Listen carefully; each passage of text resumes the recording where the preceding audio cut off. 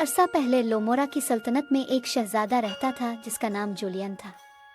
वो अपनी खूबसूरती और बहादुरी के लिए मशहूर था, लेकिन इसका दिल तन्हाई से भरपूर था। महल अपनी शान और शौकत के बावजूद वीरान महसूस होता था। एक दिन बाग में घूमते हुए जूलियन ने एक अजीब गुलाब का पौधा दरियाफ्त किया जो एक कदीम दरख्त के पीछे छुपा हुआ था। इस पर सिर्फ एक गुलाब खुला हुआ था जो चांदनी में हल्की रोशनी दे रहा था।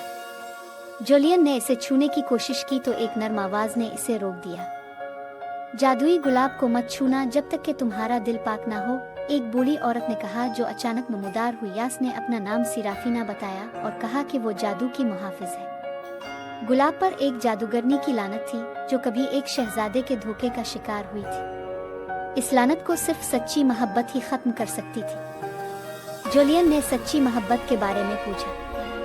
सिराफीना ने मुस्कुराकर कहा, जब तुम अपने लिए तलाश करना छोड़ दो और अपना दिल किसी को बेगरज दे दो तब तुम इसे पालोगे। एक शाम जूलियन ने महल के दरवाजों पर हंगामा सुना। एक नौजवान लड़की इमिलिया अपने गांव के लिए मदद मांग रही थी, जो एक पुरअसरार बीमारी से मुतासिर था। इसकी हिम्मत देखकर जूलियन ने मदद करने का वादा किया। जूलियन और इमिलिया एक साथ गांव की तरफ रवाना हुए। खतरनाक रास्तों और खौफनाक जानवरों का सामना करते हुए रास्ते में जूलियन ने इमिलिया की हिम्मत और हमदर्दी देखी और इमिलिया ने इसकी बहादुरी और मेहरबानी।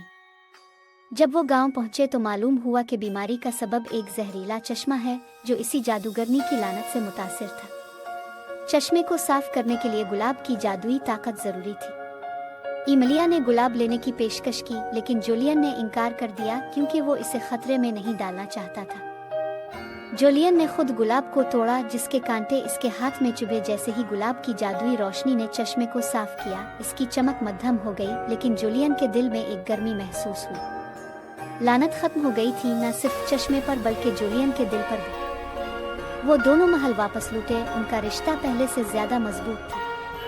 उन्होंने मोहब्बत, कुर्बानी और उम्मीद की अलामत के तौर पर मिलकर सल्तनत पर हुक्मरानी की।